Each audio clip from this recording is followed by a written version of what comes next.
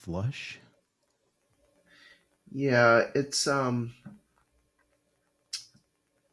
like a mineral or vitamin. It's a supplement that you take, and you always want the flush. And you take, I forget how many milligrams you end up taking, but it flushes you. Like you turn beet red for like 30, 40 minutes, Huh. and you get real hot, and you actually start to get a little itchy. It feels like you have sunburn. Oh, so that's why you like that feeling. Yeah, and it opens up all your capillarities or whatever they're called, and your face gets beet red, and your everything turns red. But it's just a weird, cool feeling, though. Scientologists do it a lot. Oh, well, there's all the reason don't right ask there. me. Don't ask me why I know that, but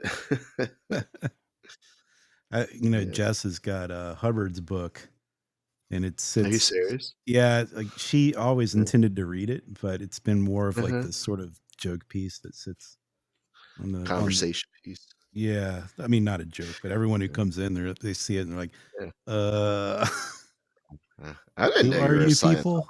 Scientologist. I need to put like a Tom Cruise poster up over There for a while, there's a podcast. There's a guy who's a former, and he runs a podcast, like constantly exposing and talking about Scientology and all the crazy whack shit that they do, and everyone that is affiliated or was affiliated, and it's a that's definitely a weird cult, man. Oh, I followed it. Watched the was it Remy? What's her name? Yeah, yep. She's Yeah, from King of Queens. yes, and Saved Hmm. by the Bell. Yeah, Um, she did a full like documentary. it was good. Yeah, it was. I'm Oh, still in a Scientology Reddit group. oh, really? Yeah, that one's interesting to read. I bet. Um, shit. Now I'm gonna have brain fart. New documentary. I think it's 2 or 3 part series. I think it's so on HBO or Prime. It's a documentary on Charlie Sheen. That was I was pretty just interesting. That was fun. watching him on Rogan. Yes. Yep. Yeah. Well, he released a book, a memoir of some sort. Yeah. Oh, we got Uh, 3 seconds here. yeah.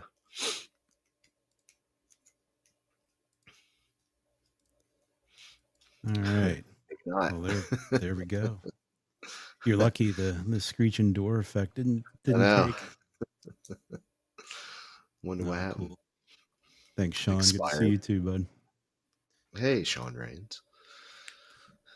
So, yeah, we've been, for those of you who don't know, um, I think we've got a little bit of a different audience today. So some of you might not know that Jeff and I do this video cast. Man, it's been going on 8 years now, I think, to talk Longer than that. about the automotive business. And we usually bring on guests. And this might be our third show ever where it's just been the two of us. But Sounds about right. yeah. So yeah, we've been doing this for a while, and we've been off the air for 4 months, and we wanted to explain what's going on and do a different kind of show today. One that is more Personal. about life. Yeah. That can get messy. Yeah. We'll see. So I guess to break the ice here, right before we were gonna have Kevin Fry on, was like a That's right. May. Yeah, it was like May 28th, I think, or something like that. My wife ended up in the hospital, and she's pretty much been there ever since. And it's been a long journey up until really like 2 weeks ago to finally get a diagnosis, and just a lot of scary things went on along the way. And figured, well, because we've been just sort of fighting to, is she going to make it kind of things. Like it's been pretty bad. Um, it's like every Friday or so, or just whatever, just haven't had it in me to do one of these shows. Yeah. Just Well, yeah, especially with the scheduling, and yeah, it's been touch and go for 4 months. it has. Touch and go for you. Yeah. Yeah, Yeah. and thank you, Jeff, for being there the whole time as someone to confide in. Yeah, I think it. I wish I was closer. For months, too far away from here. Well, y'all should move. Uh no, you should move. Well, you don't like cold Vermont? No. I like it about 3 months out of a year. Well, we're heading into the best time of year right now. Yeah. Fall colors in Vermont. The Hey, foliage. Gotta experience the foliage. yeah. So yeah. Hey, Sean, Brian, Kathy, John, and especially Kathy. God, Kathy, I haven't talked to you in forever. We worked together at Checkered Flag for years. Miss you a lot. Oh wow. She's a wonderful lady. Yeah. Nice. Very So nice. where should we start? Maybe how this all Well, began. yeah, I mean I guess it's how much you want to share and devolve in. I'm an open book here, so if anyone wants to throw a question out there, throw it in Yeah, the you're comments. I'll answer. But we're yeah, we're different on that level. Like I would never do something like this. I don't yeah, know. It's just not in me. I don't know. I don't know. The older I get, the more I don't know if I want to say private, but I guess that term works. I I'll just tell you what. it's You more the older I get, the less I like people too. No. get off my porch or my grass. Yeah, be that old mean man down the street in my Yeah. flip flops and socks. Well, before I jump in here, I did keep a journal. I'll throw it up on the screen. It's a Oh, good good for you. timeline of things. But Kathy's asking, "How's your wife now?" I uh, just Start with that. FaceTimed with her. Yeah, just FaceTimed with her. The one of the nurses called me from his phone, and actually the kids got to FaceTime with her last night when one of the nurses called Nice.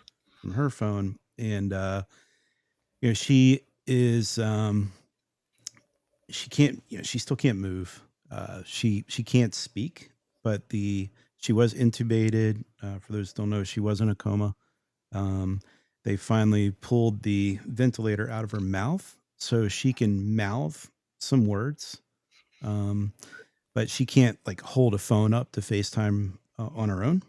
Uh, so the nurse has to hold it up, and they she's only awake for some parts of the day. So that's when they try to take advantage and just get us in front of her in some way. It's good for all of Mhm. us. But where she is right now today versus where she was when I saw her last week, there's a big difference. Um, Good. yeah, I mean that having that ventilator tube in your mouth really limits what you can do. And if you're too weak to move, it's really hard to communicate. Like we could ask her yes or no questions. Was like, she could partially squeeze, and say, squeeze once if you understand what we're saying, um, Hmm. things like that. And it's just been difficult to find out how she's doing because of that. So now that she can mouth words, it's a little better. I mean, she's not all like cognitively there. She's still got a lot of brain swelling. So, the only thing she could really say on the call was, um, miss you, love you, things like that. She's not solving algebraic Still, equations right now. Yeah. still a huge improvement, though. Oh God, yeah. Yeah, it is. So this all began. We went to my brother's graduation from law school. It was in L.A. and we were out there, I think from May 15th to the 18th, something like that. And there were some really long nights. So we were going to dinner at like 8 and 9 p.m. California time. We're more of a 5 a.m. to 8 p.m. kind of family, Eastern time. That's And what happens so, when you have kids. yeah, yeah, yep. So, so anyway, that took a lot out of both of us. When we got back, she was super tired. I mean, both were super tired, but I was able to get over the jet lag and everything within about 3 days. And then hers just took longer and longer. So it was kind of like she was going backwards. So instead of getting better from the jet lag, like her days were ending like at 4 p.m., where she was ready to just crash and go to bed. Like she would wake up in the morning, she'd be fine, and then, you know, come 4 o'clock, she's like, "I'm done. I can't do anymore." So we just chalked it up to jet lag. Didn't really think anything of it, and then um, it was May. Actually, I'll hit the timeline here. I can share this. So yeah, I'm sure that's easy to see. This is a journal I've been keeping, and hopefully I'll be able to print this out and show this to her, print it up really big, and so she can read through Oh, it. But yeah, that's that'll be great. Yeah, that's a cool yeah, idea. lots of detail. So I sort of broke Put us this through. into four phases, but yeah, let's just start at the beginning up here. Um, so yeah, May 28th, and May 29th, those were tough days. So it was really, I think, the 29th. Yeah, that's when she wrecked her car. And what had happened was That was a Friday, right? Thursday, Thursday. Okay. Thursday, May 29th. Yep. So she got really lost driving home. In fact, she called me. No, she texted me and said, I shouldn't be driving right now. And then 3 minutes, 5 minutes later, something like that, I was getting a phone call, and that's when I saw her text. And she was crying. It's like, I've just went into a ditch. And what had happened was she was doing her normal kid pickup routine. So Mhm. it was a drive that she always does. And apparently, she was, she had missed the turn to come home. She was going in the opposite direction of our house, completely lost. And she just caught a wheel off the bank, and it was next to a farm with this really deep ditch, and just fell into the ditch. Um, Also hit a road sign, which was probably what did the most damage to the car, like knocked door handles off and scraped up the side. And so, um, those have all been replaced and all. But um, yeah, so that was really the sign that something was really wrong. And so while the police were on the But she scene, she forgot where she was, right? She had oh no yeah, memory. totally, totally, like really bad. I had so one of our sons was with her at that time, and I had him days later take me on the same route she took. Like she did miles of circles trying to figure out what road was the road to come home. There's just like Ah, she was all over the place. So she was insanely lost. Um, she also apparently ran someone off the road. Um, I remember you saying, yeah. yeah, so she was That's pretty crazy. confused.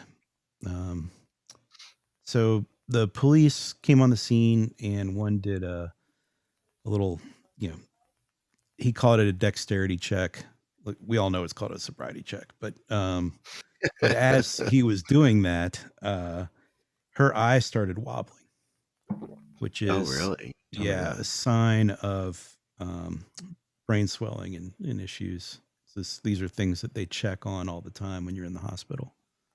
And so he saw that and said, you know what, you need to take her to the hospital. So we did. Well, that's great that he picked up on that right away. Yeah. Yeah. So we got her into the ER, and then they admitted her, and then she was let out Saturday night, like 10 p.m. Yeah, 10:30 p.m. is what I got in my note here. Um, and they did MRI and CT scans and all that kind of stuff. And then she was, put on outpatient. So the next week goes by. She's mostly staying in bed, worked out of her bed, so on and so on, and just complaining about a headache.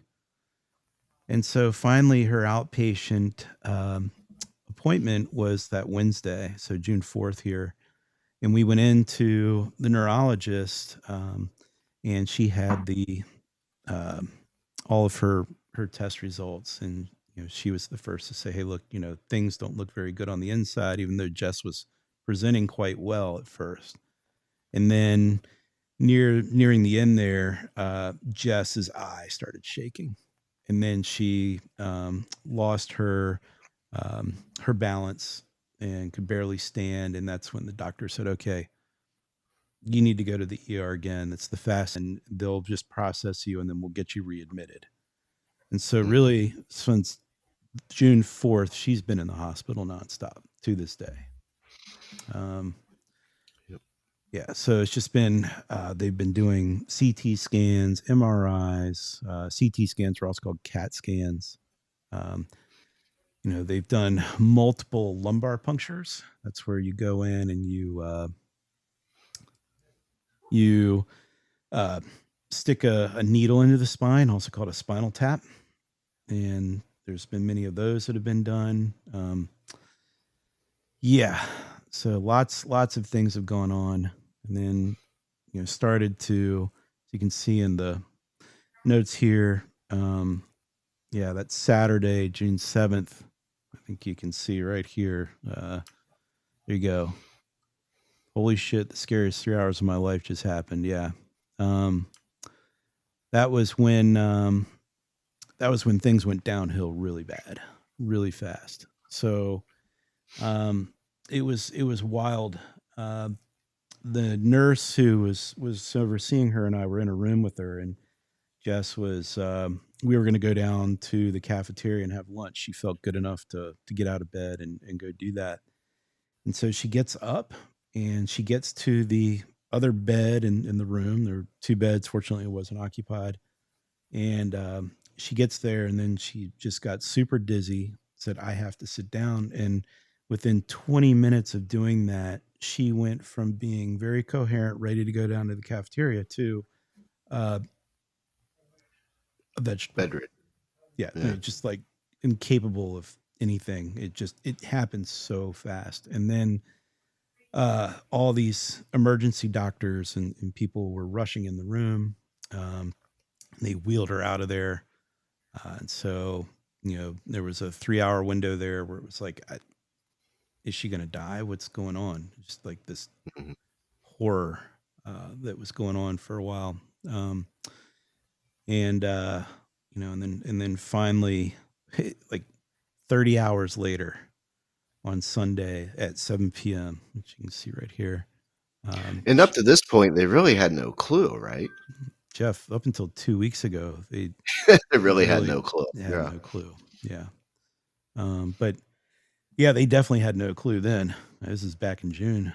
So Mhm. yeah, but she did the most just thing that she could do. She uh at 7 p.m. and I had spent the night, I hadn't left her side, so I slept in the hospital room with her, and she just put her head up and she turned and looked at me and waved, said hello, like nothing had happened. It's just so wild. But she like those next couple of days was really seeing the power of the brain. Um, you got to see things turn back on. So it was really weird. Like she had no emotion. There were, things like on her body that didn't move right and things like that. And so like her brain was slowly switching back on. Like she finally got emotion back. It's at some point. I can't remember what day it was, but it was somewhere in here. And just wild to watch the brain come back and Circuits see turning on and off. exactly. It just proved to me just how powerful the brain is, how Yeah. strong and resilient it can be. One of the things that really bothered me in that time was she was out of it for 30 hours, and we were having a conversation later, and she started to talk about how she could remember being in that state where she was just gone. And she said, like, it was nothing. It was pure nothingness. There was nothing there. And she said that something like wanted her to die and she didn't care. She was like, she had like nothing to live for. Nothing was there for her. So she was just, if she But died, she she, really couldn't well, she couldn't remember anything too, right? I mean, it really affected her memory. well, so her long-term memory was always decent. Okay. It It, was the it short did get, term. it did get out of whack later, but her short-term Okay. memory has been gone since all through June, since the beginning. So Mm. like you could, uh, you could have a conversation about, what you had for lunch, and 20 minutes later she didn't even remember that conversation occurred. That Yeah. happens to me right now Yeah. as I get older. Yeah. So yeah, this time they're thinking she's got an autoimmune disease, and they're Mhm. treating her for an autoimmune disease, which was steroids and saline. So lots Now, of at this steroids. point, you were still at the original hospital, correct? Yeah. So as we go through here, let's see. Yeah, these thumb down things are pretty significant events. But um, so yeah, I think it was that Tuesday, June 17th. We're starting to look at a brain biopsy, and also at that point, she started to have some significant swelling and things. It's a pretty long note here, um, but she was moved down to the ICU at UVM, University of Vermont, and Mhm. it was there that we got a new set of doctors. It wasn't just the neurologist looking over her at that point. And I was also in conversations with multiple people, doctors and uh, people that family had put me in touch with. So we have some extended family, the Fine family, who are all doctors. As Jewish families are, you've got, usually you've got one arm of the family that's all lawyers, you got another arm that's all doctors, and then you got another arm that's all car dealers. So, you know, um, so that's how our family breaks down. So the fines were quite helpful in helping me to get through some things and understand what some of these doctors were saying. And then my aunt and uncle are very very politically connected, we could say, in New Jersey. And so they got me in touch with a leading neurologist at Rutgers. And he was helping to explore and navigate some things that some of the UVM doctors might not have been considering, one of which was a certain type of cancer that thank God she didn't have or doesn't have, because it's a death sentence. And that was he got me thinking that was a possibility, and that was a rough mental time for me, rolling through those couple of days with that thought in my head. But um, Very good. that was Understand. also going on while she was moving to the ICU. So in the ICU, these other doctors were starting to have conflicting ideas and opinions with the neurologist. So the neurologist wanted to do a brain biopsy, drill into her head, pull a piece of her brain out, and put it under a microscope and try to see what's going on. And the ICU doctors were like, "Well, with this kind of brain swelling, the risk of doing this for the reward is just not worth it. You could kill Yeah. her." And so there was this big sort of battle between the two doctors, or the two departments of doctors. It was multiple doctors on both ends. Um, and on this would have been Saturday, so on the 21st, this is the day I'll never forget. It's going to be down here. Um, the One of the ICU doctors pulled me into one of the rooms in the intensive care unit, sat me down and pleaded with me. He said, "Help me get her out of here."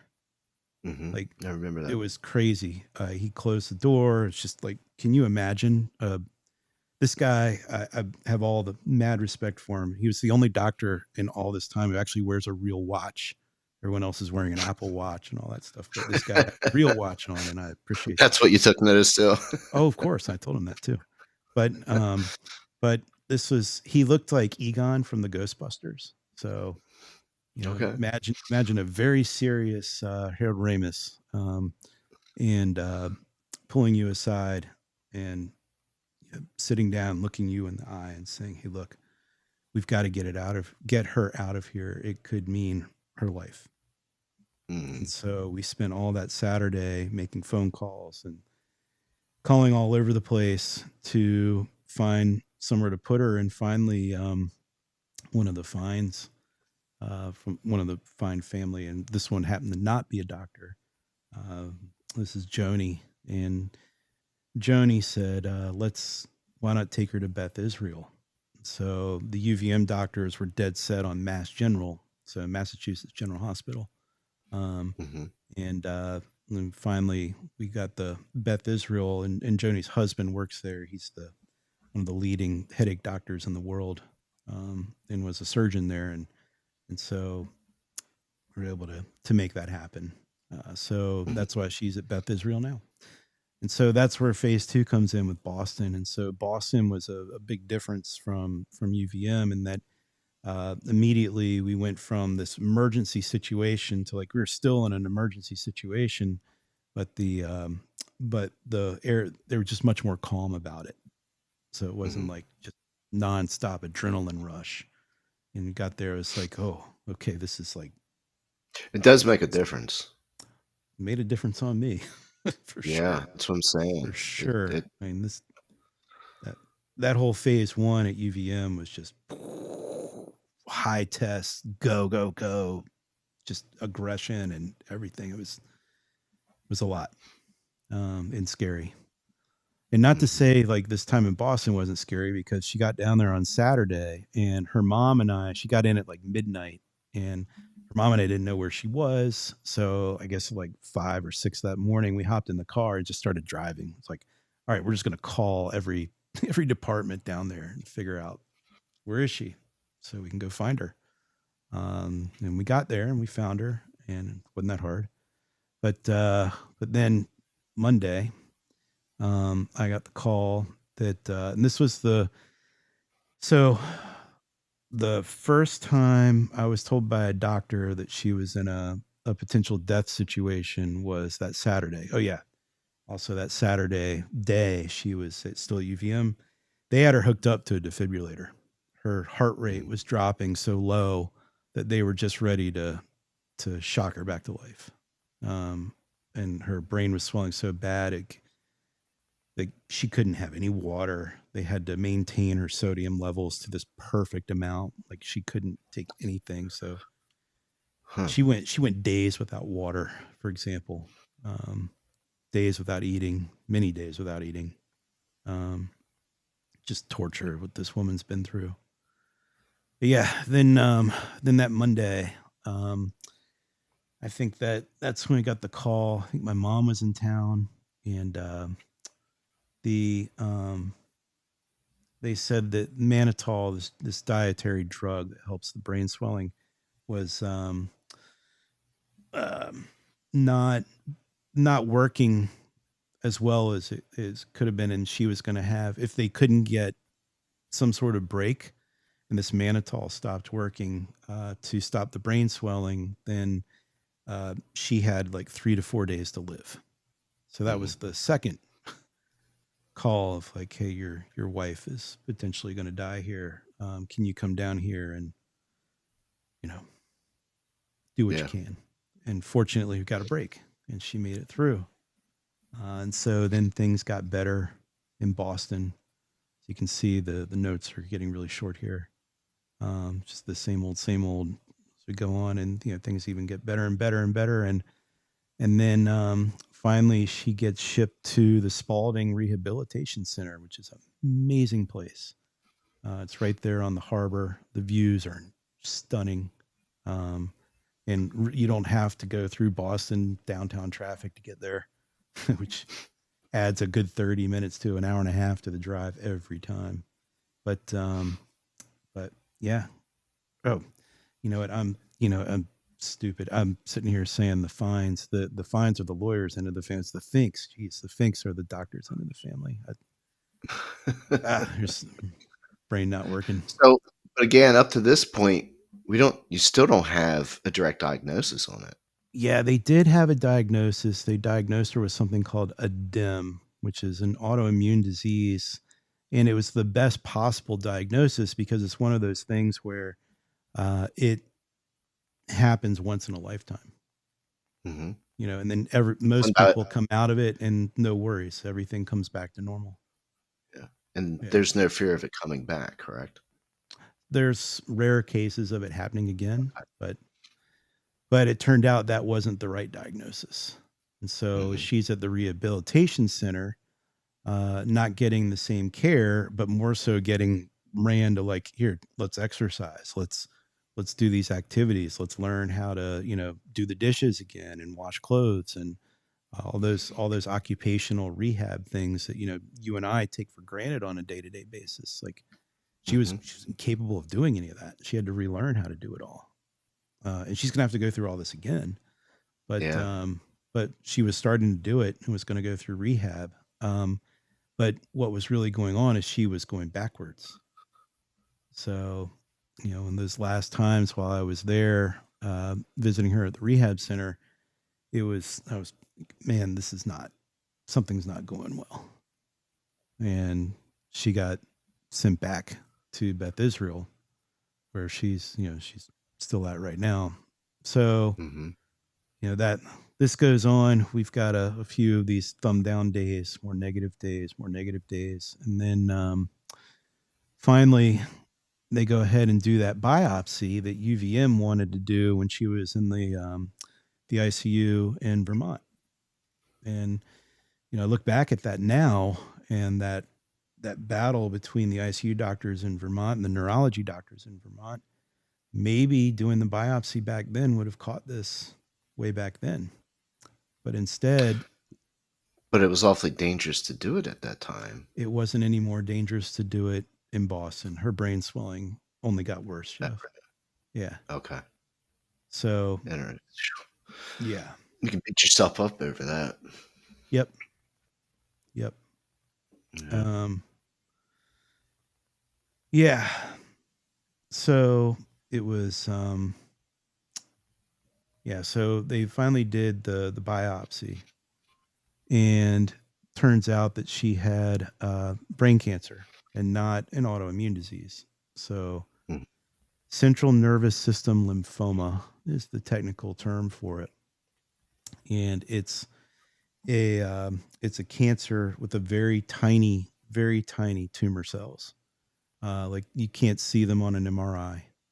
Wow. I mean, sometimes you can. Jess's case, you can't see them.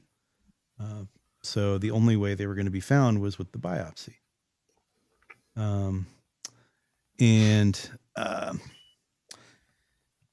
So when that was done, it was,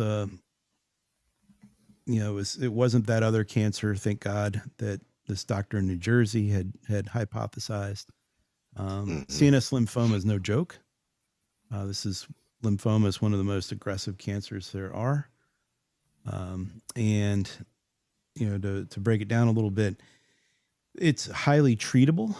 So they've got, and especially in people her age. So when you look at it for 60-year-olds and up, the chances of treatment come down a little bit. But when you're her age, she's 43, your chances of being treated for it are like nearly 100%. The hard part's in the curing. So if you can cure it, then chances are you're not going to have any relapses, but the chance of a relapse is over 60%. So the cure is the bitch. The treatment's pretty good. So there are stories of people out there. I've been watching tons of YouTube videos doing all sorts of AI things and different searches, researching all of it. And there's lots of people who've relapsed like 3, 4 times, and they're still living normal lives. Mm-hmm. So it's just a matter of how quickly you catch it. So there's the leading lymphoma doctors are at Dana-Farber, which is right across the street from Beth Israel. And from what I understand, the Dana-Farber and Beth Israel are probably merging. They're definitely Mm-hmm. merging their care in a lot of ways. But I do know that especially the cancer doctors are working very closely together. And so the term that they use is time is brain on the Dana-Farber side. And Okay. what that means is the faster you catch it, the more brain function you're going to have later. Gotcha. So at this time, we don't know what kind of brain damage Jess may or may not suffer. They can't know until all the chemo treatments are done, which this is 4 months of chemo. And she's about to have her third treatment on Monday. Mm-hmm. So So yeah, this is what I call. So that's phase 3 was the bad times in Boston again, and now phase 4 we had some rough times going into it. But as soon as the chemo started to take hold, things got better. And yeah, there was another call in here where I was told to come down and say goodbye.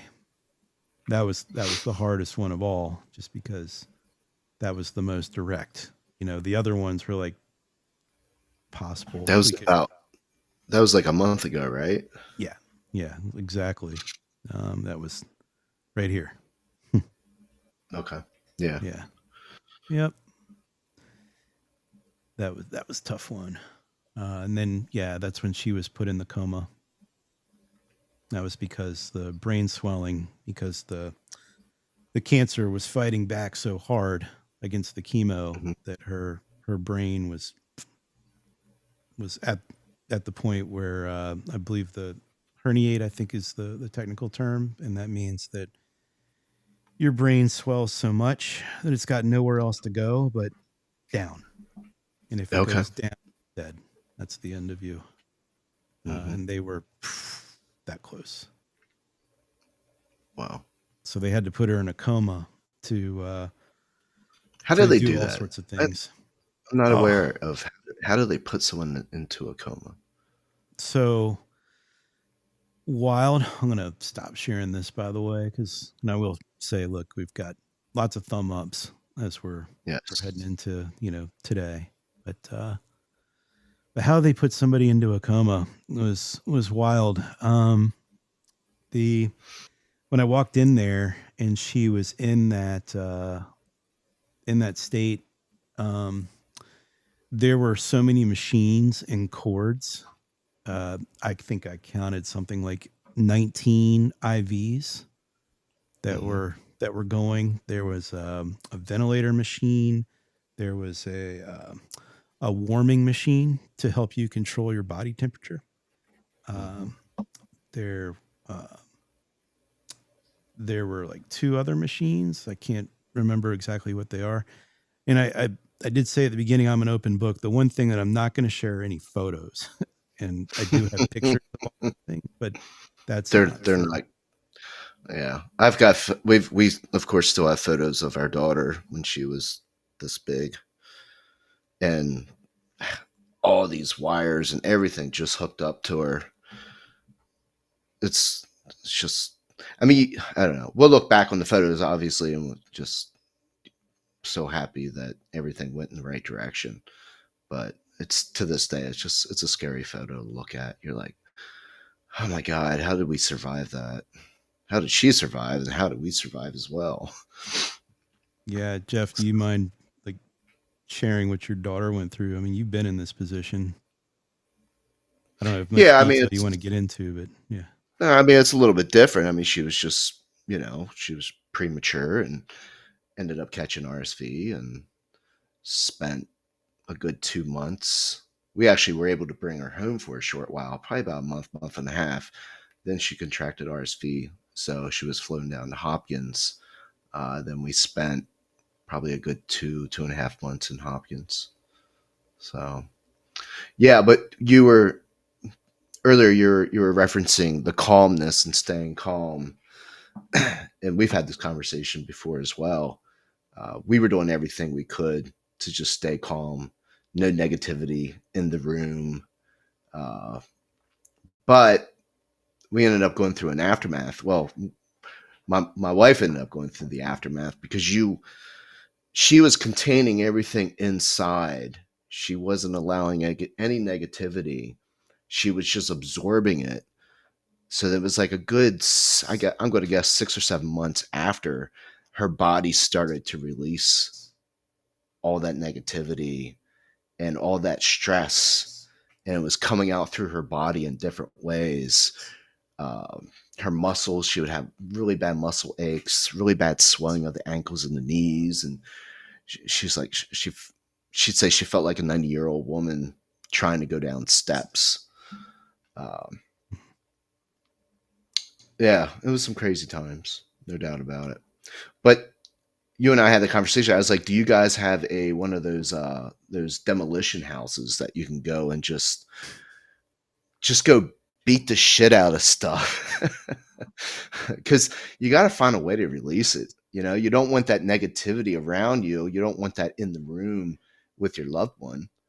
But you got to find a way to release it because it will be released at some point, and you don't have any idea on how it's going to be released. So get it out of your system one way or another. Go running. I know you like to chop wood. Go out there and just chop the shit out of wood. Some type of, physical release. Because I'm sure as you're doing that physical release, there's a mental side of it as well. Oh, yeah. Yeah. Yeah, I Yeah. see Bill's got a question here. That's a good one, too. He's interested to know if Jess, my wife, has been in good shape and health. And, oh, yeah. I mean, okay. Prior. Yeah. So aside from having cancer last year, Well, I was going to say, because there were things that led up to this as well. And was yeah. this a remnant of that? So yeah, I can answer both those questions. So Bill, yeah, she was a group fitness instructor. She is a group fitness instructor. Let me rephrase that. And she also does digital marketing. So, but as a group fitness instructor, I'm sure you can imagine she's quite fit. And she was neurotic to the point the kids she drive us nuts with like everything must be organic and everything like organic toilet paper. She was crazy. That stuff. And it's funny now Hey, that I'm wearing the props to her. mom hat too. I'm into it now. I get Yep. it. I've just replaced all of our non-stick pans with steel, Yep. going back to old school cooking and all that stuff. Yeah. We've wiped out so many plastics in the house. Plastic containers are gone. We've went back to old school glass containers. Yep. You'll Yeah, with never no be able to plastic cut it all bags. out. Yeah. Yep. Yep, never be able. Well, I'll go someone and someone will print me a receipt. Whatever they use in the receipts is really bad for you. So I'm always taking the receipts and throwing them away right away. I don't keep them in my pockets anymore. But you're never going to get rid of it. But there's so many environmental disruptors. You know, not to go down a different path, but you see all the latest studies. Men's testosterone, is decreasing every decade. A young man's testosterone today is like equal to an 80-year-old grandparent, great grandparent from that generation. And you're like, okay, well, if it's affecting men and their T levels, what's it doing to women? Because women's hormones, as we all know, are, I don't know what the right word, but they're they're more sensitive, and they're just more hormonal.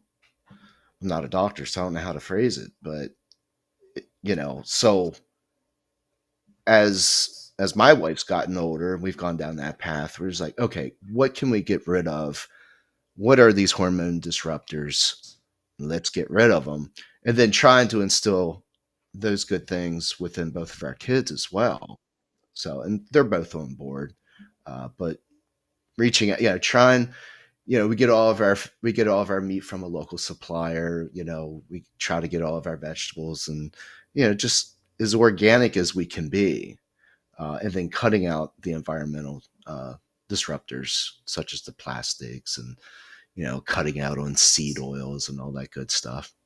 Maha.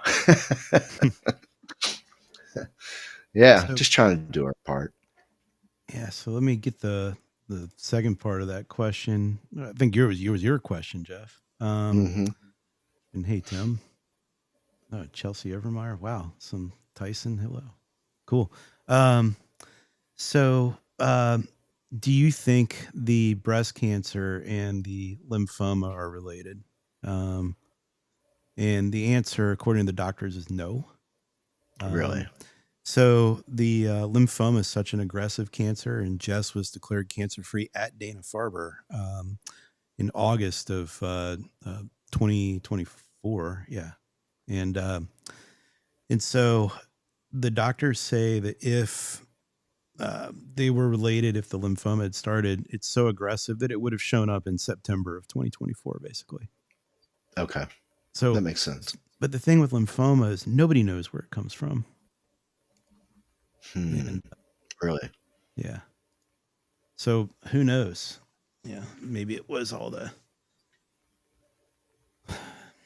stuff in the environment. No Yeah, idea. we don't No idea. know.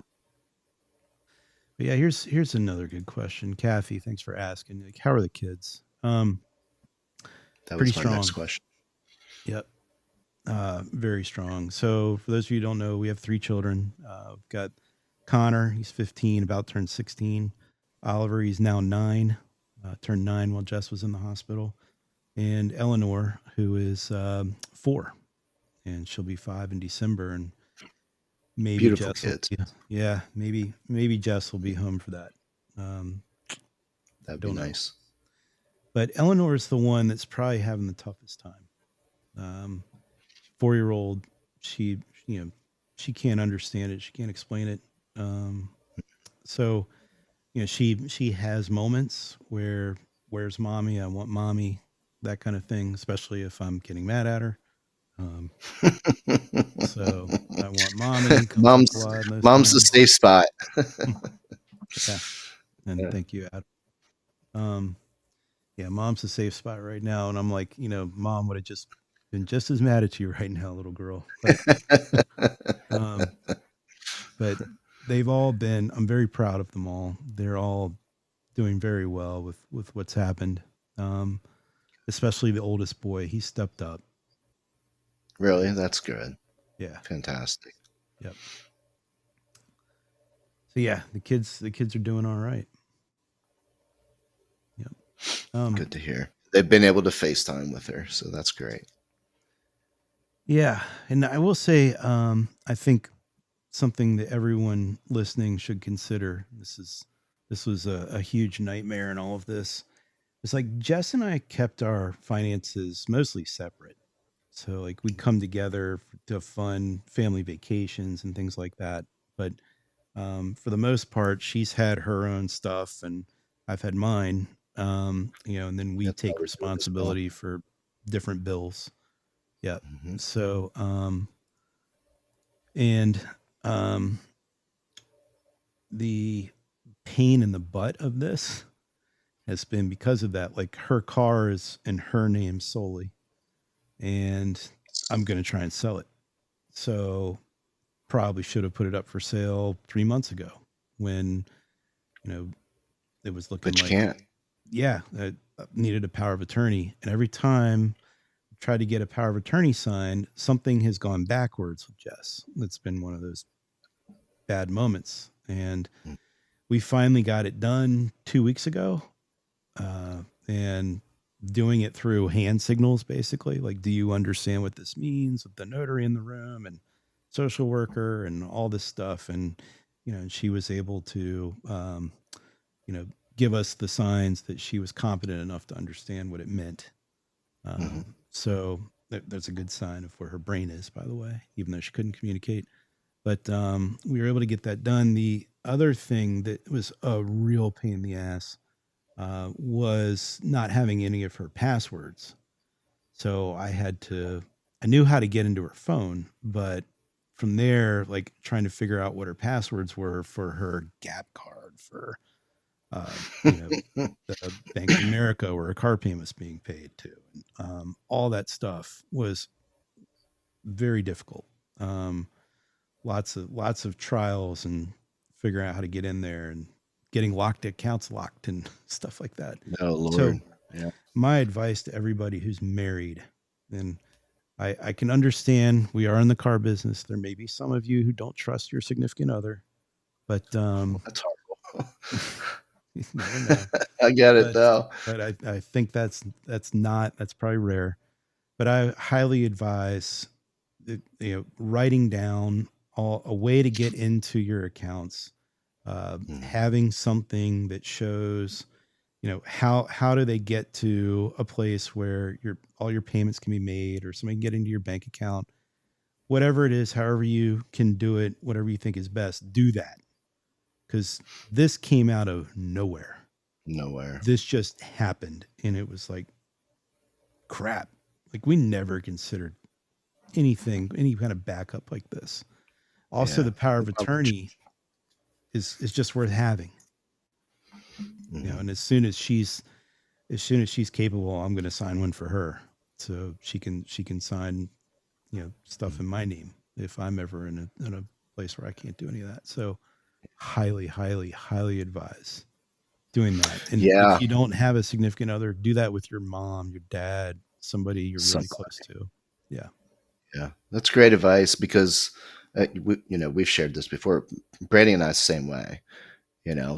She's got her bank account, I've got mine, then we've got a shared account. We use the shared account for the same things that you say. There's particular bills she takes care of, ones I take care of. Um, she just bought a vehicle. There's no need for my name to be on it. It's her vehicle. But watching what you've been going through, I'm thinking, plus we're getting into the last half of our life. So maybe it's just time to bring some things together, get this power of attorney signed. Uh, so A yeah, will. it's yeah. We need to work on that as well. So, but that's some of my goals for turning 50 this year. So get that stuff done. Yep. Yep. Highly advise it. Um, Yeah. also Good. say this, also was not ready for being a single parent. Mm. Um, that's been quite a wake up call. Um, so one of the things that I realized, so my mom came up here after Jess got sick, and it didn't realize just how out of sorts the house was. Just like disorganized in the kitchen, cabinets, things like that, pantry. I'm sure if there's some other people listening, Lindsay, if you're listening, then But um, and I think that the cancer Jess had the first time was probably affecting her long before um, before we knew she had cancer. She just went in and got tested, and oh, hey, there it is, and it was a 6 centimeter long thing. So it wasn't like it happened the day before. So we'd sort of gotten tired over the years. She got tired, and just like I we had DealerRefresh and frickin' tech or vehicle life, just so many things going on all the time, plus 3 kids. So just sort of let things get a little out of sorts. So we took a moment to sort of reset on everything. And I've redone the kitchen and redone like almost every room in the house to try and get it organized and set, and just staying on top of making sure it stays clean, getting the kids involved with all of it. So like no longer is it okay to leave your shoes by the front door, for example. That's what happens. Dad's in control. All the lights get turned off too. Damn it. I'm, uh, I'm hell for that. yep. Every man is wired to turn off the lights as he leaves the room, I think. But so there's a little more structure. than we've had in like I'd say the past 2 or 3 years. Um, and just instead of going out and breaking stuff at the one of those break houses you were talking about, Jeff, this is how Put it into that. dealing Gotcha. with it. Yeah, having a real organized house, and um, also learning to cook. It's like I could cook for a bachelor all day long. I make tacos, I make pasta, noodle sauce, tons of cheese on top, full of Single hamburger meat. dishes. Yeah, yeah, yeah. So now I'm like, we're like I in there making like jam from scratch and peanut butter from scratch and like just all sorts of things Sound that like a prepper. well, it's also tastes better. Not Trad prepping. husband. Trad husband. Unfortunately, I gotta say my canning skills are pretty bad. Like the stuff only stays good for like 2 weeks, but I haven't figured that. So I'm not a prepper in that regard. But Okay. I've just been doing a lot of these things, sort of figuring out my YouTube playlists these days have changed significantly. So, yeah. How to can. Canning's good, man. We did the shit ton of that growing up. You don't hear it. I mean, you don't hear about people canning food much anymore. I even got us one of those quick canners. It's like this little device that goes on top for individual. It's not for like storing food or anything. It's good enough. You could use it for that, but this little mechanism goes right over top and you use the lids and that way if you got certain fruit that you don't want to go bad too quick. Because we'll go buy that delicious organic food and then, it doesn't get eaten right away. It's a week and a half in, you're looking at why is there mold on the blueberries? We'll put them in the can and use that little thing, suck up the oxygen, and it'll last three All or right, we're four gonna be weeks. talking about that a little more after the show. Okay. Yeah, that's the kind of stuff I'm interested in now.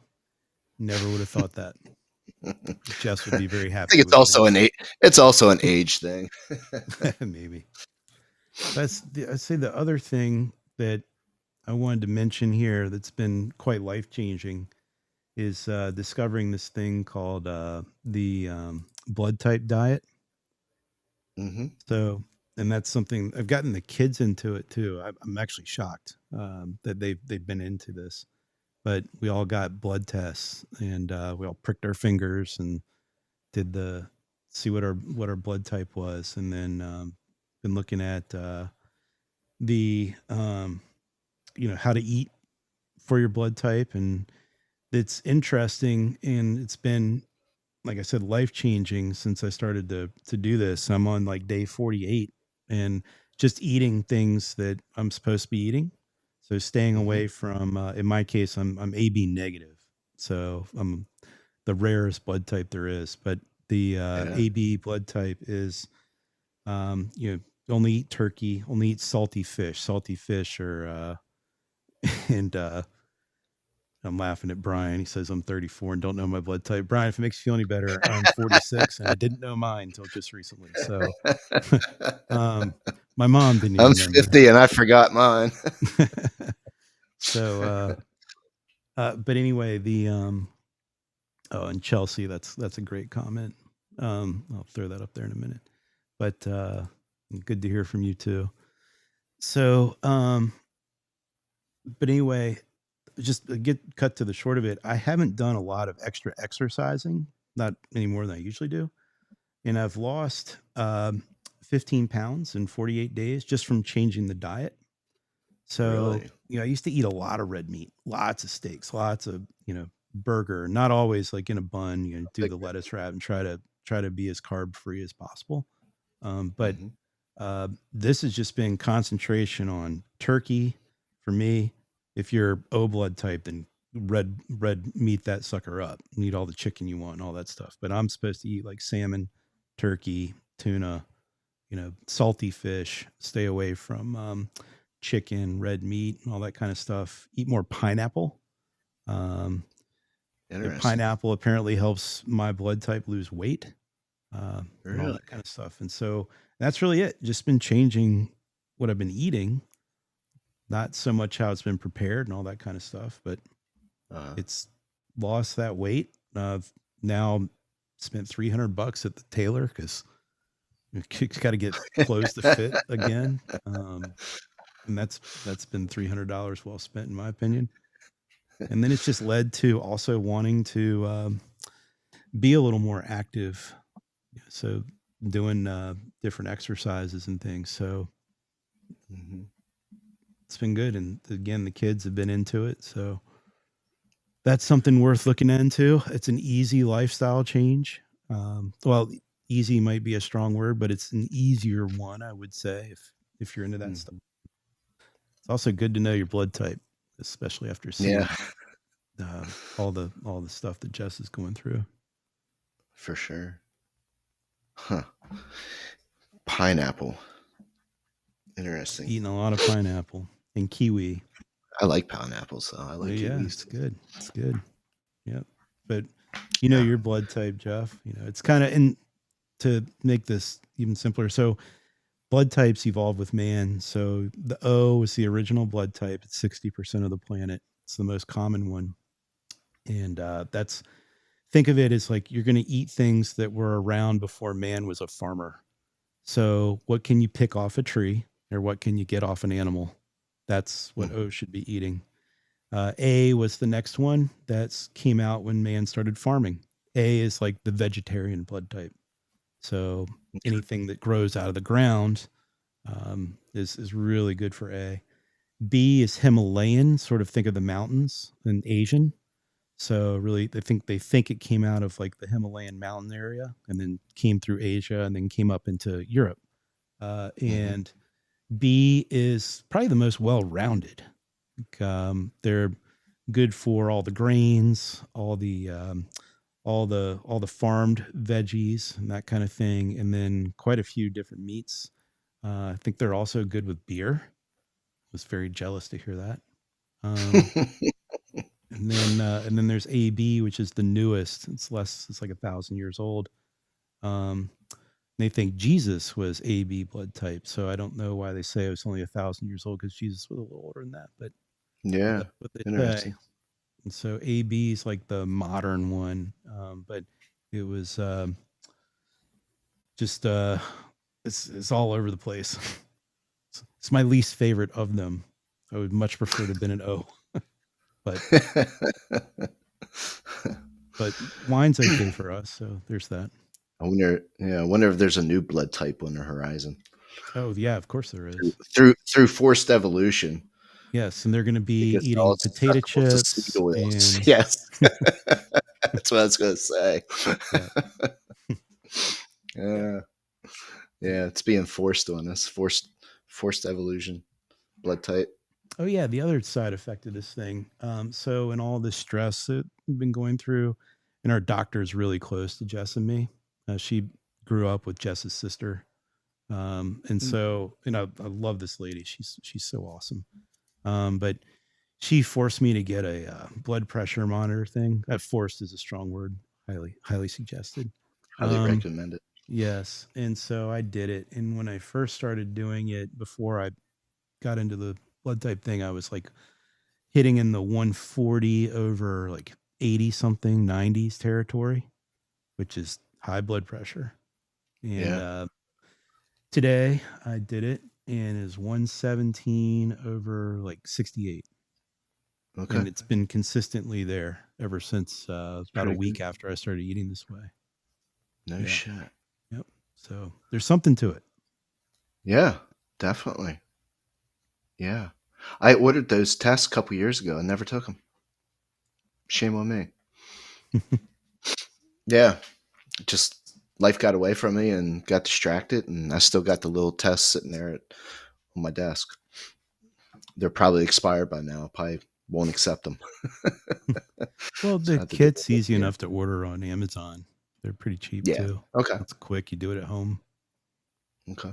Takes I'll look 5 into minutes. it. Even my 4-year-old was down with getting her finger pricked, even though it took about 2 weeks of her Going crying back and about forth. it. And finally she said, Daddy, I want to get my blood type now. I want to know if I can eat these Oh, grapes. It's like, okay. oh, that's cute. So, yep. That's cute. Well, dude, So, it's been a hell of a ride, man. I mean, do you look back and you're like, and of course, you're not any, you're not, you probably still have another phase or two to go through, but it's crazy to look back and be like, you often wonder, it's like, how did I survive that mentally, physically? It's just so much. And when she gets back and you're able to show her the journal that you put together, it's, it's pretty crazy. we'll see. Maybe even this show. Yeah. But Yeah. So where are you at now exactly? Where's so Jess at?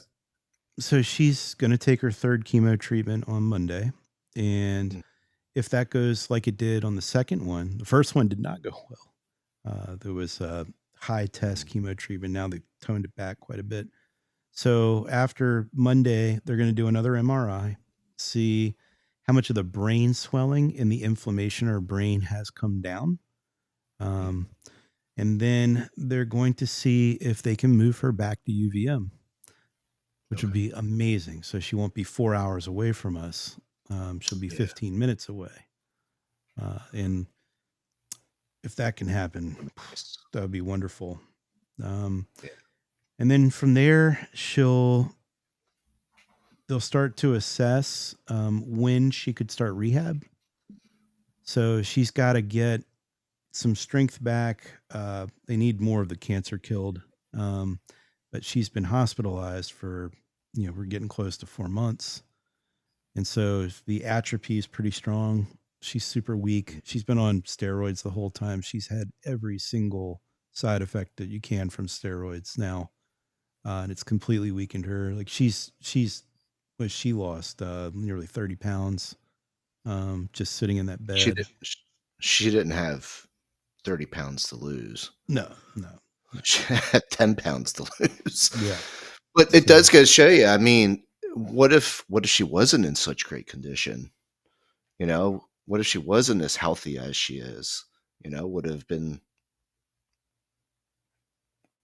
a bad sentence because of that. Just, you know, we just so quickly overlook our health because you don't think that you're going to run into such a situation. And the truth is, we have no idea if that's going to happen. right. So stay healthy. Yeah. Do what you can. Take that blood test. Even 2 months into this thing, that advice you just gave Jeff, I I wouldn't have heeded it. Really. Yeah. I get it. I get it, man. Yeah. And Kathy, thank you so much for those kind words. Yeah. Um, yeah. That's been another big one was something from a higher power touched me, and that definitely is. It's happened twice Mhm. in the past 2 months.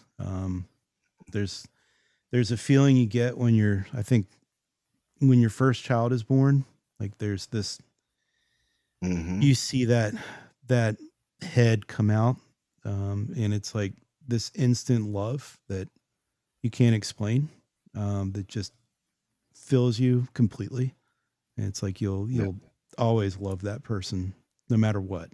Um, but the thing that I experienced was more powerful than that. Mhm. Um, yeah, and it came at the absolute best time it could have come. It was after getting that call that she was come Yeah. down here and say goodbye. It was I guess a 6 or 7 a.m. phone call, and then that power touched me somewhere, an hour or two after that, as I was driving down. So changed everything. It has changed everything. Sure does. Yeah. I haven't hit that type of experience. But definitely when the first kid's born, even, I mean, any kid, and any one of your kids, children, if you have more than one, it,